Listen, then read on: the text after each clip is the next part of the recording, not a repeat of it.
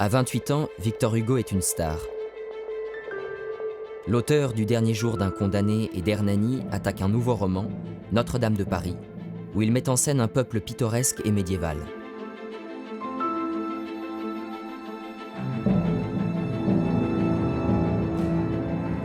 Plongé dans sa création, Hugo ne voit pas le véritable peuple faire la révolution sous sa fenêtre et lutter pour l'avènement d'une république.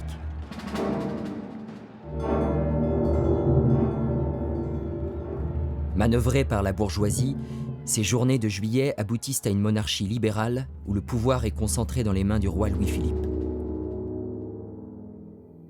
Au début, la génération romantique veut faire surtout une révolution esthétique.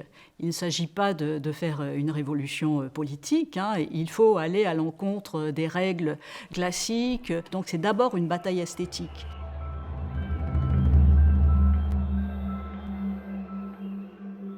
Figure de proue du romantisme, Victor Hugo vit dans un cocon bourgeois avec sa femme, Adèle Fouché, et leurs enfants. Pourtant, le poète est à la recherche du peuple, qu'il entrevoit sans le comprendre. Il le trouve en la personne de Juliette Drouet, une comédienne au passé de courtisane qui sera sa maîtresse pendant 50 ans. Moi aussi, j'ai à me plaindre du sort et de la société. Du sort, parce qu'il m'a jetée dans une condition au-dessous de mon intelligence. De la société qui me retranche chaque jour de la portion d'amour et de bonheur que tu partages si généreusement avec moi. J'ai besoin de ton image pour appuyer mon regard quand tu n'y es pas. Lui qui avait reçu la Légion d'honneur à 24 ans, voilà qu'il entre à l'Académie française à seulement 39 ans. En quelques années, l'écrivain flamboyant est devenu un notable installé. Mais le Victor Hugo de 1840, il se fait nommer vicomte, c'est ridicule.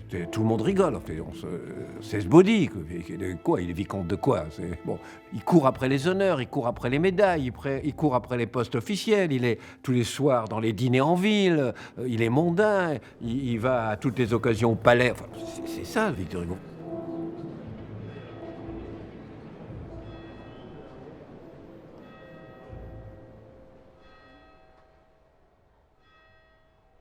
Chateaubriand, qui a été et académicien et pair de France, a dit à Hugo que l'Académie n'a pas grand intérêt, mais qu'au moins elle lui ouvrirait la possibilité d'une activité politique. Et en effet, en 1845, le roi Louis-Philippe élève Victor Hugo à la plus haute dignité du régime. Il revêt l'habit de pair de France et siège au palais du Luxembourg. Cette chambre des pairs détient un pouvoir supérieur au Sénat actuel. Que fait le père Hugo de son pouvoir? Il prononce des discours de soutien à la Pologne et sur la protection du littoral qui ne reflètent pas vraiment les préoccupations sociales de son œuvre littéraire. À la quarantaine, Victor Hugo a tous les honneurs et il n'écrit plus. Depuis 2 ans, il traverse une crise artistique. En 1843, sa fille aînée Léopoldine s'est noyée dans la Seine.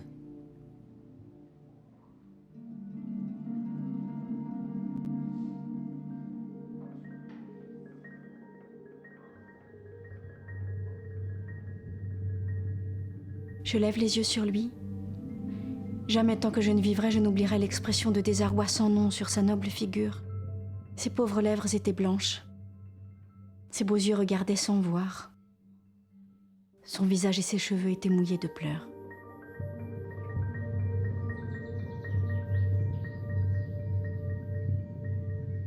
Il ne publie plus rien après cet événement. Il ne publie pas, mais il écrit. Mais il écrit.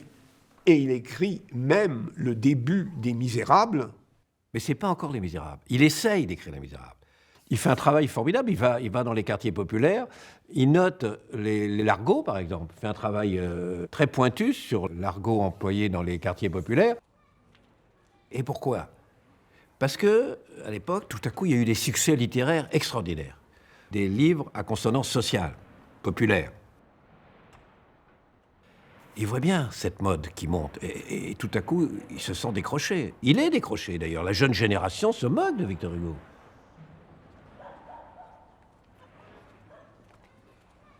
Et donc, il avait écrit Notre-Dame de Paris à la manière de Walter Scott, il va écrire un roman. Il essaye, il envoie des pages à Juillet Drouet, mais il tâtonne, mais il n'y arrive pas, il va y arriver qu'en 62.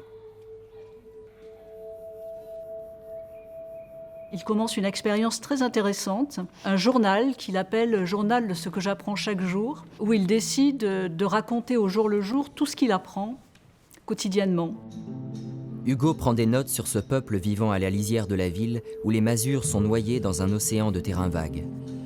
À ses yeux, l'éradication de la misère ne peut venir que d'en haut, par la réforme et l'éducation. Il voit monter la colère populaire, mais pas la volonté du mouvement ouvrier de s'organiser lui-même. D'ailleurs, comment serait-il autrement? Muet, le peuple ne vote pas. Invisible, il travaille. Sur l'arc-en-ciel politique français, il commence plutôt dans les rangs conservateurs, mais il a déjà une fibre sociale. C'est pas à la fin de sa vie qu'il va devenir un homme soucieux des misérables, ou pas du tout. Je veux dire, Victor Hugo, quand il est jeune conservateur, il défend l'abolition de la peine de mort, il défend déjà les pauvres, il a déjà cette fibre-là. Il y a un texte extraordinaire, c'est qu'il est invité, comme c'est un personnage officiel, au mariage je crois que c'est du duc de Montpensier. Et il revient, et là, il voit le contraste entre ces gens emplumés, dans des beaux costumes qui reviennent après cette fête inouïe, et la foule sur les trottoirs de gens pauvres, etc., et la haine dans leur regard, la haine dans leur rumeur. Et là, il perçoit quelque chose se prépare.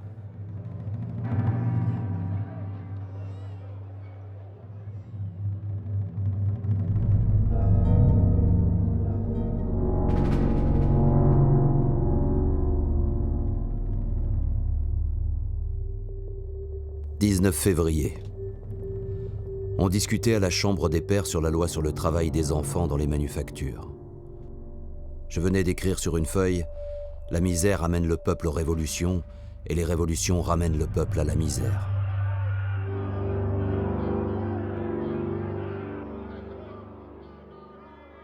Les misères sont interrompues. La rédaction du roman est interrompue par la Révolution de 1848. Il les interrompt pour cause de révolution. Il faut se mettre dans la tête des personnages de l'époque et des individus. C'est un chaos extraordinaire. On s'arrête. Surtout avec le talent d'Hugo, c'est impossible d'écrire. Donc la parenthèse, elle est normale. Les travailleurs aspirent à des avancées sociales et au suffrage universel. Muselés par la monarchie de Juillet, ils déclenchent une nouvelle révolution en février 1848. 24 février. Partout on travaille activement aux barricades déjà formidables. C'est plus qu'une émeute.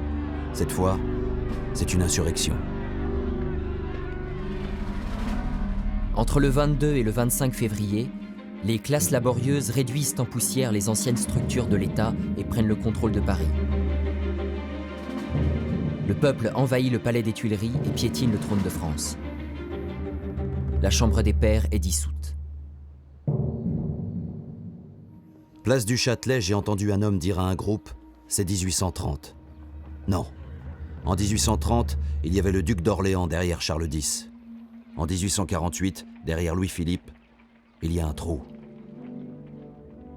Le pouvoir vacant offre l'opportunité de former un gouvernement provisoire pour une poignée de militants républicains alignés dans le sillage du poète Lamartine. Lamartine est déjà engagé en faveur de la République, et donc tout naturellement, c'est l'homme de la situation, et c'est lui qui va devenir quasiment le chef du gouvernement provisoire. Hugo est encore aux marges de la vie politique. Contrairement à 1830, le peuple ne veut pas voir la révolution confisquée par les bourgeois. Réunis devant l'hôtel de ville, ils poussent ce gouvernement provisoire à proclamer la Deuxième République, dans laquelle les ouvriers entendent bien jouer un rôle. Leurs revendications portent sur le suffrage universel, le droit au travail, l'abolition de la misère. Le symbole, c'est le drapeau rouge. Sur le parvis de l'hôtel de ville, Lamartine incarne le poète de la Révolution, contrairement à Hugo, et parvient à imposer les trois couleurs qui conviennent à sa propre vision d'une république plus modérée. En 3 jours, la République est proclamée. C'est-à-dire que cette République qui était à peine esquissée, qui était réclamée, mais presque de manière clandestine, explose. Plus personne ne met en cause l'idée même de République. C'est ça qui est extraordinaire. Alors que très très vite, il va y avoir un ralliement massif à la République, de tout le monde. Tous les monarchistes deviennent républicains, tous, pratiquement. Vous avez le cas de Baudelaire qui est quand même un réactionnaire terrible en politique. Là, il a une phase pendant de gauchisme, pendant 3 ans, c'est terrible. Bon, Victor Hugo est un des rares qui dit non, qui refuse. Il dit, moi, j'étais contre la République hier, je ne suis pas pour la République aujourd'hui. Il refuse absolument. J'étais hier pair de France, j'étais hier pour la Régence et la liberté me paraissait compatible avec la monarchie. Il ne peut pas tourner sa veste comme ça et devenir du jour au lendemain un républicain. Et il se définira lui-même comme un républicain du lendemain. Cela dit, la République lui paraît tout de même le régime de l'avenir. La République universelle sera le dernier mot du progrès. Mais son heure est-elle venue en France? C'est parce que je veux la République, que je la veux viable, que je la veux définitive. Voyez l'immensité du pas qui est franchi. Des ouvriers vont remplacer la Chambre des Pairs. Une des premières lois, un des premiers décrets, c'est le droit au travail. C'est-à-dire que l'abolition de la misère est étroitement liée au droit au travail. Et pour éviter le chômage, donc, on va organiser des ateliers avec des travaux généraux qui vont permettre de gagner un tout petit peu à ceux qui seront embauchés dans ce cadre des ateliers nationaux. À l'intérieur du palais du Luxembourg, la commission des travailleurs vote les lois qui vont permettre aux 100 000 chômeurs parisiens de retrouver un emploi. Mais il importe au patronat que ces ateliers nationaux restent improductifs pour éviter toute concurrence aux industriels.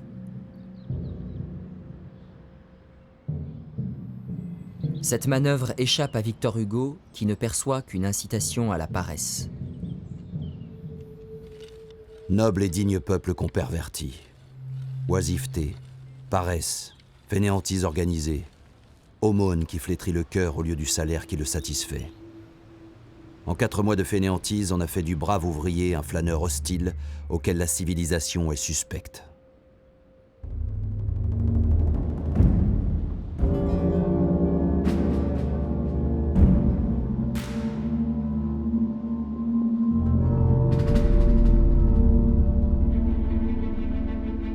Aveuglé par le spectre de la terreur, Victor Hugo ne perçoit pas les aspirations des travailleurs et se présente aux élections dans les rangs de la droite.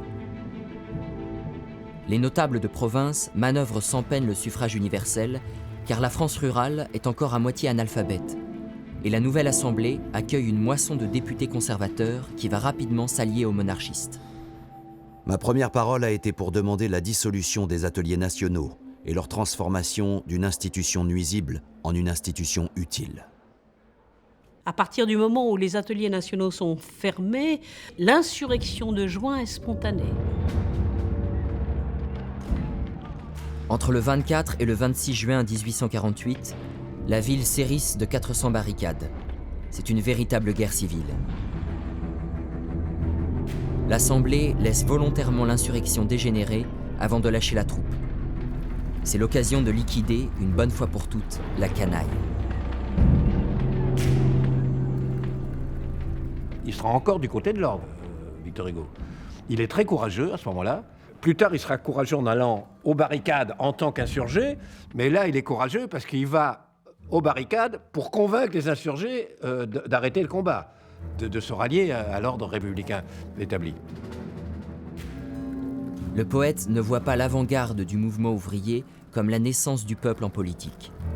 À ses yeux, leur émancipation passe par le vote et cette minorité d'insurgés contrevient au suffrage universel. Et très vite, Victor Hugo va le dire, le peuple se battait contre lui-même.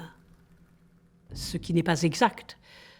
Ceux qui se sont battus, c'est ceux qui ne se retrouvaient pas dans cette République qui, de fait, n'était pas la leur. Parce que ce qu'ils avaient obtenu, de manière extrêmement concrète, c'est-à-dire la diminution du temps de travail, l'abolition du marchandage, l'abolition du travail à la tâche, petit à petit, bien sûr, était grignoté. Comment savoir ce qui s'est réellement passé? En tout cas, rien ne prouve que Hugo ait fait tirer sur des insurgés. D'autant plus qu'il va être absolument indigné, effaré par la répression de juin. Il va constamment se démener pour sauver des condamnés politiques, les sauver de l'exécution, pour les sauver de la déportation. Et voilà, donc on imagine mal Victor Hugo faisant tirer sur la foule.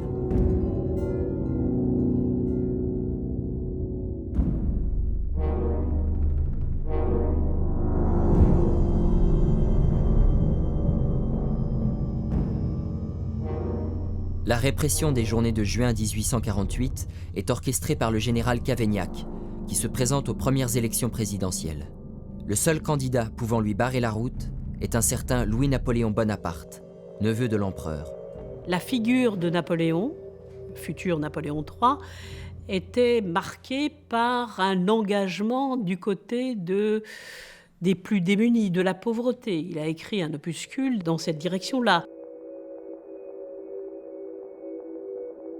La grande majorité des écrivains sont extrêmement sensibles au bonapartisme, c'est-à-dire que l'entrée du peuple dans l'histoire correspond, est concomitant de l'entrée des armées napoléoniennes dans l'histoire. Cette espèce de légende, d'épopée, elle est inscrite dans les têtes. Et le neveu bénéficie de cette légende. J'hésitais devant la République, je le déclare.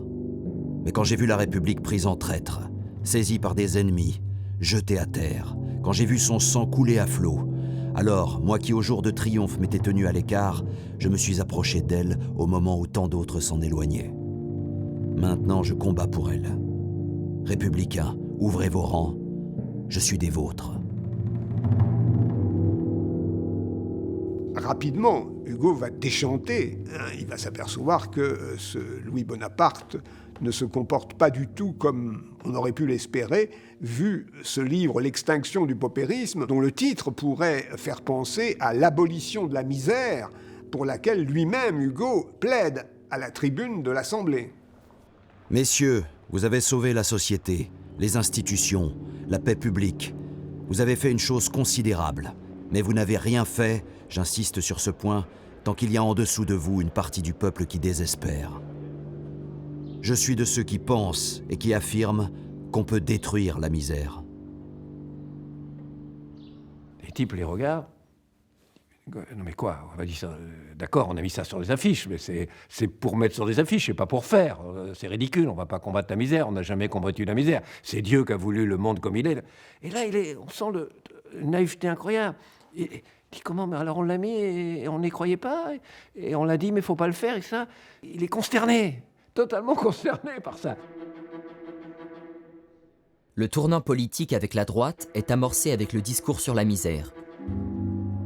Ce virage va encore s'amplifier et il coupe les ponts avec l'Élysée après la proposition de loi du comte de Falloux. C'est un ministre de l'Éducation, de l'Enseignement, qui propose une loi sur la liberté de l'enseignement qui, en réalité, confie l'enseignement à la surveillance et au contrôle de l'Église. Et là, Hugo prononce un discours pour un État et un enseignement laïque, non inféodé à l'Église. Et bien sûr, ces prises de position sont reçues par un grand nombre de catholiques et de gens de droite comme une rupture totale de Hugo avec leur camp. Ô peuple, tu as bien souffert et tu souffres encore, et tu es bon. Tu as toutes les rapides colères, et aussi toutes les saintes innocences de l'enfant que tu es encore. Hélas, tu resteras enfant jusqu'au jour où l'enseignement gratuit et obligatoire t'aura donné ta légitime part de lumière.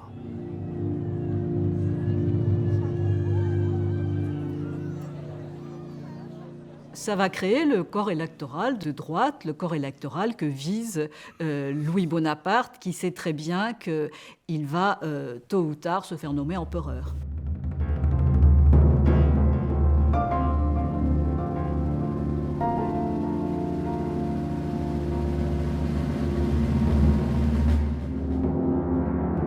Dans la nuit du 2 décembre, la troupe est déployée dans Paris. L'Assemblée est dissoute, l'état de siège est proclamé. Députés et généraux républicains sont arrêtés chez eux.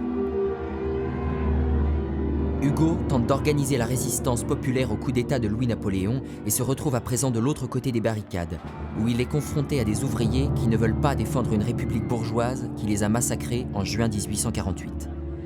Le 4 décembre, la résistance a échoué. Les exécutions commencent. L'enfant avait reçu 2 balles dans la tête. Le logis était propre, humble, paisible, honnête. On voyait un rameau béni sur un portrait. Une vieille grand-mère était là, qui pleurait. Pourquoi l'a-t-on tué? L'enfant n'a pas crié « Vive la République ».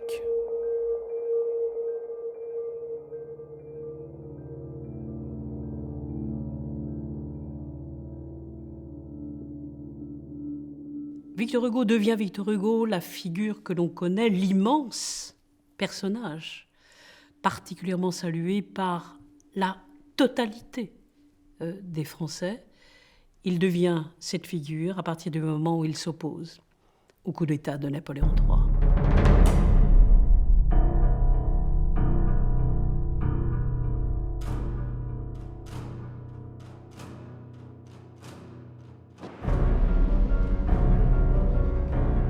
Je suis hors de France pour le temps qu'il plaira à Dieu. Mais je me sens inaccessible dans la plénitude du droit et dans la sérénité de ma conscience. Nous, républicains, nous, proscrits, nous sommes le devoir vivant. Que M. Bonaparte en prenne son parti.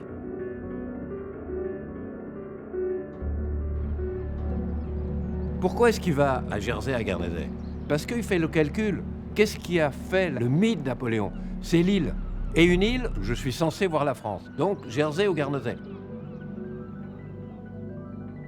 Et on est quand même à une époque où la photo n'est pas du tout développée. C'est tout au début, on ne connaît quasiment pas la photo.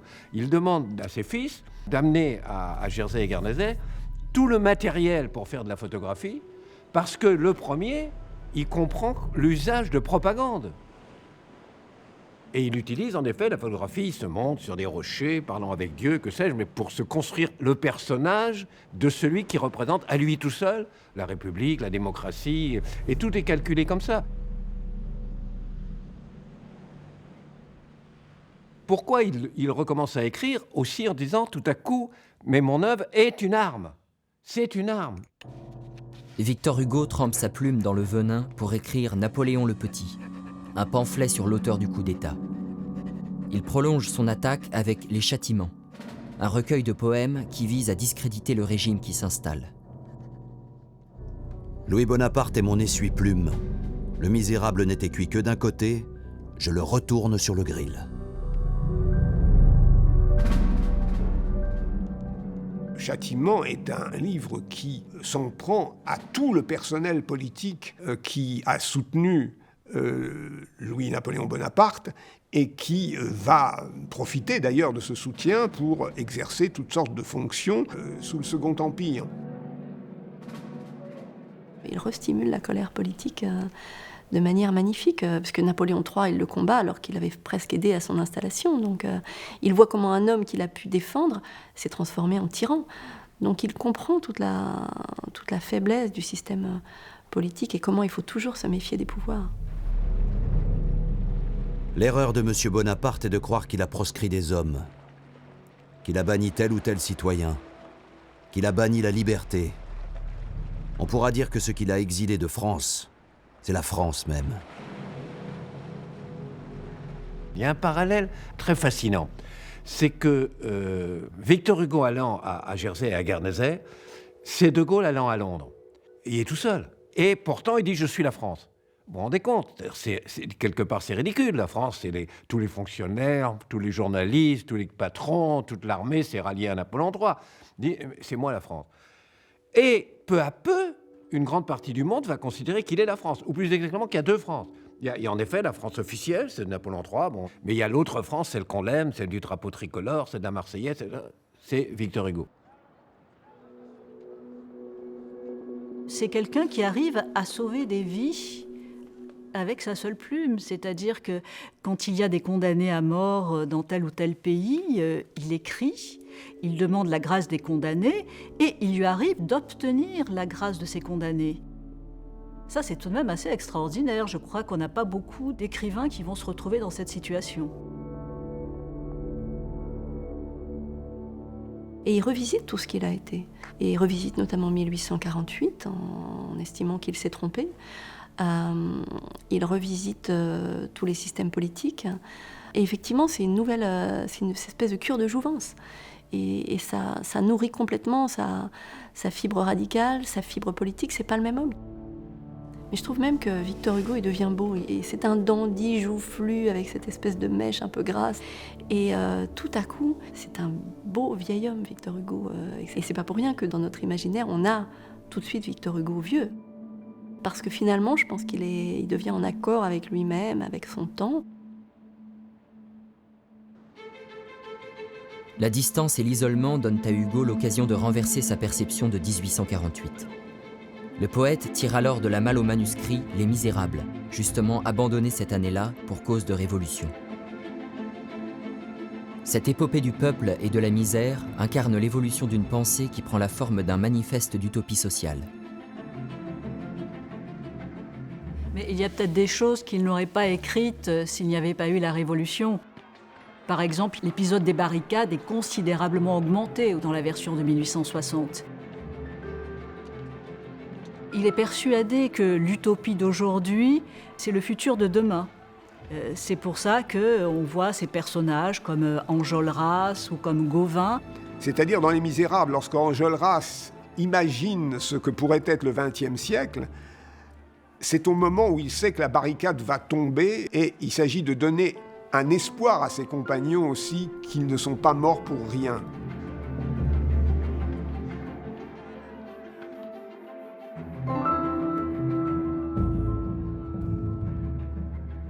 La question dans la littérature de la visibilité de ces gens qui par ailleurs ne lisent pas, n'écrivent pas, de ces pauvres.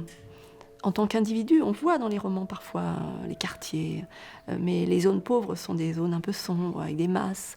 Là, les personnages de Victor Hugo, Cosette, Marius, on en parle encore. Et ils sont vraiment nés de ces quartiers-là où on n'était personne. Et ça, on ne peut pas l'enlever à Victor Hugo, donc on peut lui prêter tous les calculs, et c'était un homme ambitieux. Et on voit dans tous les récits de cette époque des illettrés qui pleurent, c'est-à-dire qu'ils ne l'ont pas lu, mais ils savent. On voit des paysans qui ne savent à peine lire, mais qui savent réciter des poèmes de Victor Hugo. Et je trouve ça, moi, assez magnifique sur la puissance du verbe, sur l'écriture, et sur ce qu'est le rôle d'un écrivain. On entre plus profondément encore dans l'âme des peuples et dans l'histoire intérieure des sociétés humaines par la vie littéraire que par la vie politique. Vie politique, vie littéraire, deux côtés d'une même chose qui est la vie publique. Juliette est bouleversée en recopiant le manuscrit des Misérables, et l'éditeur écrit à Victor Hugo que les typographes pleurent en imprimant le roman. En revanche, les cénacles littéraires lui réservent un accueil glacial. Même Lamartine le trouve beaucoup trop radical, car il fait espérer la canaille et désespère les bourgeois. Si le radical, c'est l'idéal, alors oui, je suis radical. Moi, ce qui m'a surprise en tant que lectrice attentive des Misérables, c'est que les individus qui se sont insurgés, qui ont été à l'origine de la Révolution de 1848, sont inexistants. Ce sont les Blancs de Victor Hugo dans Les Misérables. Il y a une série de personnages extrêmement fascinants, attachants, mais aucun ouvrier, à l'exception d'un seul, est Fantine, qui meurt très tôt, comme on le sait. Donc, le rôle concret d'une partie de la population va être un tout petit peu oublié. Et on va oublier les grands mouvements, les grands événements de l'histoire qui ont fait le mouvement, mais non pas le sens. Pour le mouvement ouvrier, la vision héroïque et sentimentale du peuple dans Les Misérables ne correspond pas à la réalité des militants de l'émancipation. Ce qui n'empêchera pas Hugo de devenir l'écrivain du peuple.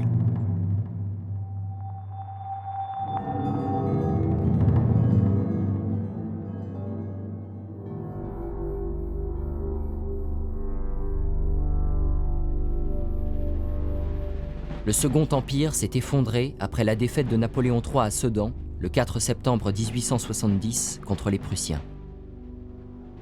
Victor Hugo peut enfin retrouver la France qu'il a quittée il y a près de 20 ans. Quand Victor Hugo rentre à Paris après 19 ans d'exil, il est très très connu. Il essaie de rentrer incognito, il rentre la nuit, comme ça sera discret. Eh bien pas du tout, parce qu'à chaque arrêt dans les gares, les gens le reconnaissent et hurlent « Vive Victor Hugo !» Et à son arrivée, il y a un grand comité officiel, il y a le peuple qui l'attend en foule, donc c'est raté. Ou au contraire très Ou au réussi. contraire très réussi. Accueil indescriptible. J'ai dit au peuple, vous me payez en 1 heure 20 ans d'exil.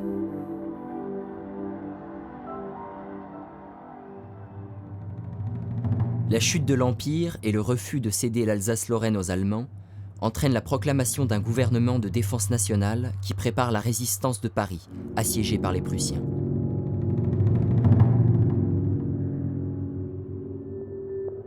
Victor Hugo endure avec le peuple les épreuves et les souffrances du siège de la capitale.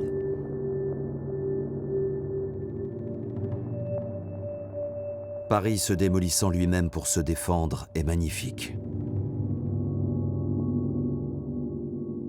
Il fait de sa ruine sa barricade.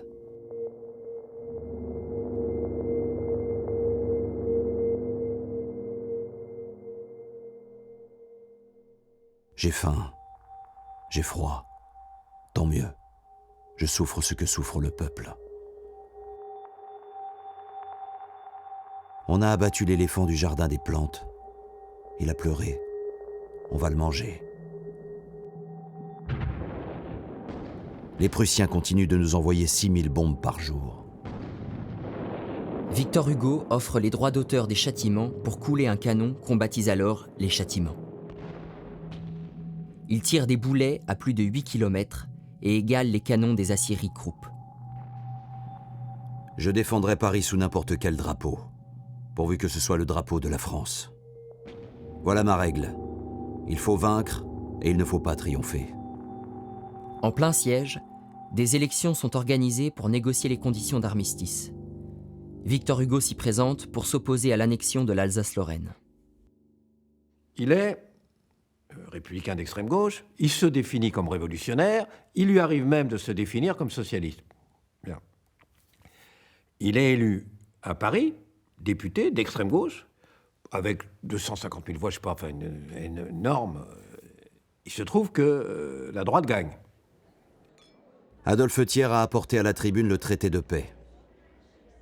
Il est hideux. J'ai donné ma démission de représentant. Et il fait un discours inouï, extraordinaire. Le discours de Victor Hugo contre l'abandon de l'Alsace-Lorraine et contre cette paix honteuse, qui pourrait être un discours de l'armistice de 40. C'est vraiment la position de De Gaulle en 40. Et il dit, vous croyez avoir fait la paix, vous n'avez rien fait du tout. Étant donné ces conditions de paix honteuses, humiliantes, le peuple, peu à peu, va vivre dans l'idée de la revanche, va préparer cette revanche. Et ça finira par une guerre bien plus meurtrière que celle qu'on vient de vivre. Et il arrête, il dit, et cette guerre atroce provoquera des révolutions. Et vous me direz, je suis révolutionnaire. Donc tant mieux, je peux le souhaiter. Mais à ce prix-là, non.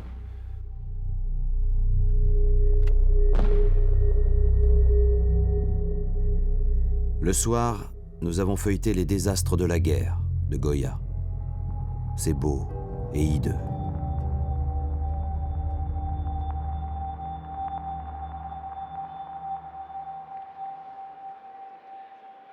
Pour tout le monde, Victor Hugo, c'était un thermomètre.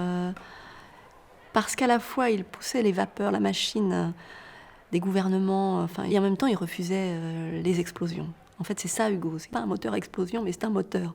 Et donc, ceux qui trouvaient qu'il en demandait trop, finalement, étaient les conservateurs. Et ceux qui trouvaient qu'il n'allait pas assez loin se vivaient comme les révolutionnaires. Et il était une espèce de ligne de partage, comme ça, à pousser la France à évoluer et en même temps à ne pas aller trop loin dans ses révolutions. La résistance à Thiers et à Bismarck augmente encore le prestige qui auréole Victor Hugo depuis l'exil. Il est devenu la figure tutélaire d'une France progressiste et la gauche le pousse vers le pouvoir. Les révolutionnaires viennent le voir et lui disent « Monsieur Victor Hugo, vous devriez prendre le pouvoir, on devrait vous confier le pouvoir ». Et il s'interroge. Là, on l'a retrouvé dans des notes personnelles. Il ne le dit pas publiquement, mais il s'interroge. Il dit, toute une nuit, je me suis interrogé, est-ce que je dois accepter d'être au pouvoir, de prendre le pouvoir? Et à un moment, d'après ce qu'il écrit, il dit, oui, je dois l'accepter, c'est mon devoir. Ouais, mais le pouvoir aujourd'hui, pour vraiment soulever la France, la résistance, etc., il faut une dictature. La dictature est un crime. Ce crime, je vais le commettre. J'en porterai la peine. Après l'œuvre faite, que j'échoue ou que je réussisse, quand même j'aurai sauvé la République et la patrie, je sortirai de France pour ne plus y rentrer. Coupable du crime de dictature, je m'en punirai par l'exil éternel. Cette idée lui vient pendant 24 heures, puis après, non, il laisse tomber, il ne prend pas le pouvoir.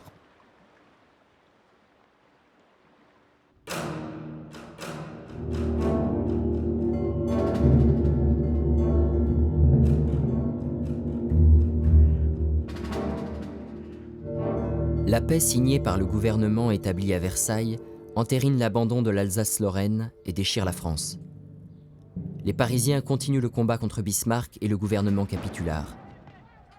C'est la commune insurrectionnelle de Paris.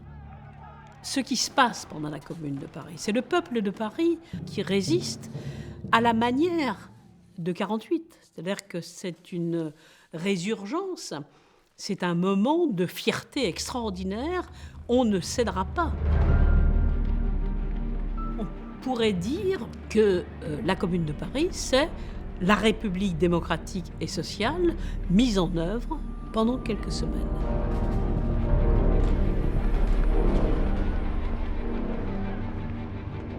Au premier jour de la Commune, le 18 mars 1871, Victor Hugo porte son fils Charles en terre, à la place qu'il se réservait dans le caveau familial au cimetière du Père-Lachaise.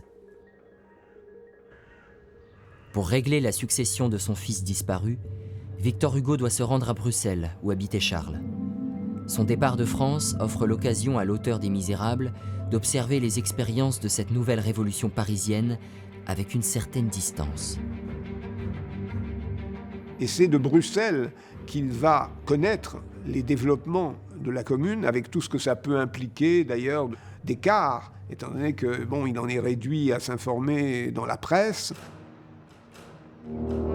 Pour Victor Hugo, cette guerre civile s'est déclenchée au pire moment. L'urgence est de repousser l'armée allemande. La révolution, on verra après. Il prend encore plus de distance lorsque la Commune commence à s'attaquer aux monuments de Paris. Le bruit court que le Louvre et les Tuileries brûlent. Je ne puis le croire. Les communards vont fusiller des otages, en particulier des prêtres. Vous imaginez, pour Victor Hugo, par rapport à ses principes, c'est quelque chose d'épouvantable. Il ne peut pas l'accepter. Bon. Et donc, il est écœuré. Il ne peut pas se rallier à Versailles, qui pour lui est l'horreur, et il ne peut pas se rallier aux gens qui font ça, qui est une autre horreur. Férocité des deux côtés. La Commune a exécrablement tué 64 otages. L'Assemblée a riposté en fusillant 6000 prisonniers. 100 pour 1. Hugo, il parle énormément du peuple, mais il n'en fait pas une mythologie. Là où, effectivement, généralement, toutes les ailes révolutionnaires en font une mythologie. Et Hugo, il dit que le peuple est quelque chose qui est à éclipse, que le peuple peut devenir la populace. Et c'est vrai que c'est le peuple qui, au pied des gibets, allait crier à mort. Et ça avait obsédé Hugo. l'armée versaillaise écrase la commune de Paris dans le sang et pourchasse les combattants à l'intérieur du Père-Lachaise.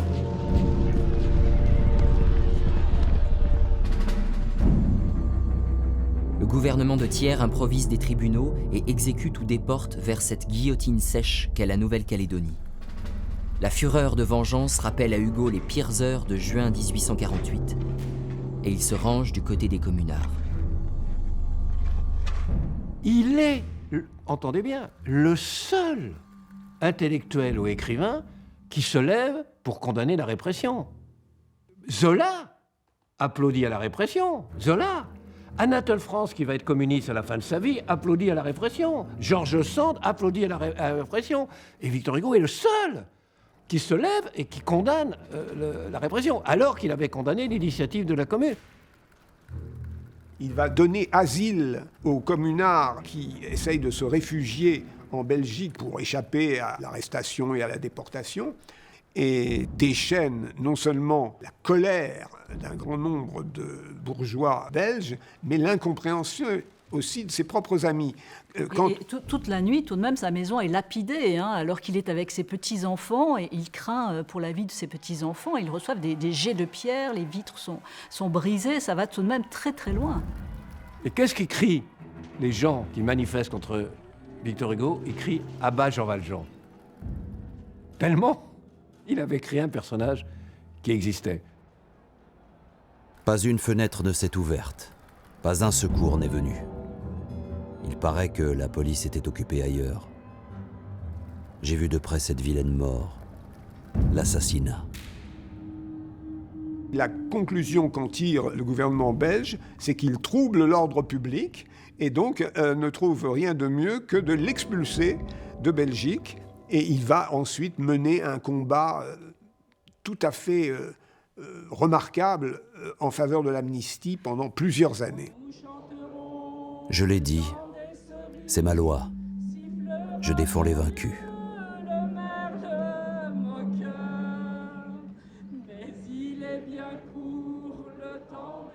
Et là, il va se représenter aux élections, il va être écrasé. C'est-à-dire que son électorat, il est au bagne, ou il est tué, ou il est mort, ou il est au bagne, ou il est en exil. J'ai eu 93 123 voix. Louis Blanc a entendu ce mot à Versailles. Il y a donc encore 93 000 gredins à Paris ?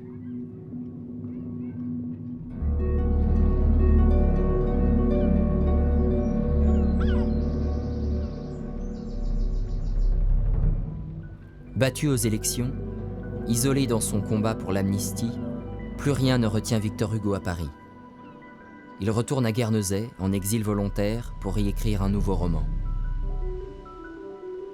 Le poète cristallise sa réflexion sur la Révolution française et la Terreur dans 93, alors qu'il est encore tout imprégné par l'écrasement de la Commune et se pose en réconciliateur.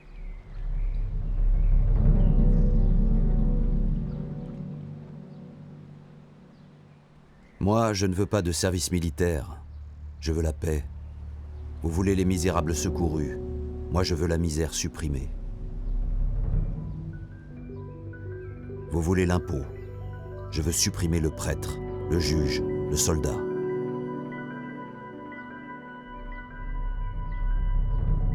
Ma pensée est toujours en avant.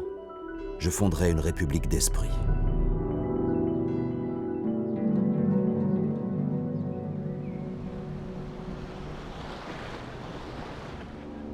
L'entourage de Victor Hugo le presse de revenir à la tribune pour mener son dernier combat politique, l'amnistie totale des communards. Le 30 janvier 1876, il est élu sénateur à Paris et il le restera jusqu'à la fin.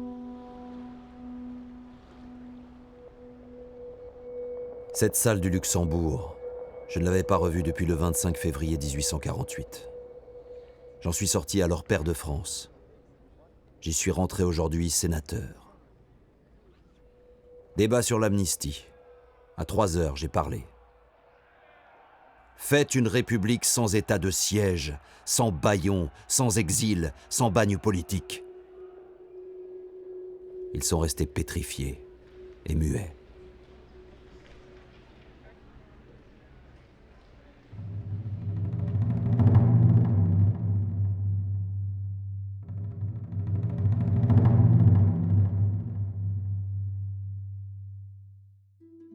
La démocratie a triomphé. Et elle va faire un certain nombre de choses qu'il appelait de ses voeux. L'enseignement libre, obligatoire, laïque, c'était un de ses grands objectifs. D'ailleurs, elle va aussi, à une autre de ses demandes, qui était l'impôt progressif sur les revenus, elle va le faire aussi, enfin beaucoup de choses. Et donc, paradoxalement, ce personnage qui, depuis 25 ans, était l'anti-pouvoir, hein, il devient l'idéologue presque officiel du pouvoir. Ça ne l'empêche pas d'être toujours critique, d'ailleurs, quand on lit ce qu'il écrit à l'époque. Le salon Victor Hugo, au Sénat, reflète l'image qui nous est parvenue, celle d'un patriarche de la République. Lui qui est passé de la droite monarchique à l'extrême gauche, s'est aliéné, à un moment ou à un autre, tous les partis politiques. Je ne suis pas avec un parti, je suis avec un principe. Le parti, c'est le feuillage, cela tombe. Le principe, c'est la racine, cela reste. La disparition de Victor Hugo va contraindre les partis qu'il avait si souvent rejetés à mélanger leurs couleurs respectives dans une grande communion républicaine. Tout l'hémicycle, de droite à gauche, à un moment de sa mort, vote les funérailles nationales. Des bonapartistes jusqu'à l'extrême gauche. Ça veut dire que tout le monde, déjà, veut avoir son bout de Hugo. Et comme il a effectivement épousé son siècle, eu des oscillations, tout le monde veut revendiquer un bout de Hugo. Une foule innombrable, venue de toute la France, se presse pendant plusieurs jours au chevet de l'auteur des Misérables, qui expire le 22 mai 1885. Ils sont 2 millions réunis sur les Champs-Élysées, où ils partagent une immense émotion.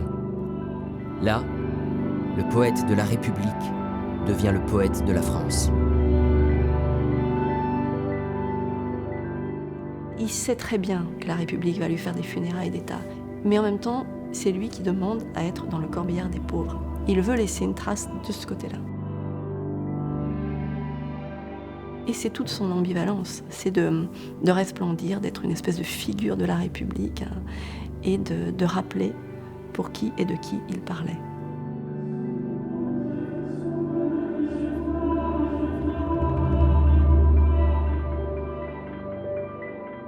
Est-ce qu'il avait prévu sa panthéonisation ? Et c'est une question que se pose la famille. Est-ce que c'est ça qu'il aurait voulu ? Ou être à côté de son père, sa mère au Père-Lachaise ? Donc la famille finit par dire oui, puisque la Révolution avait fait déjà du Panthéon le temple des grands hommes. Il est le 3e, il rejoint Rousseau et Voltaire.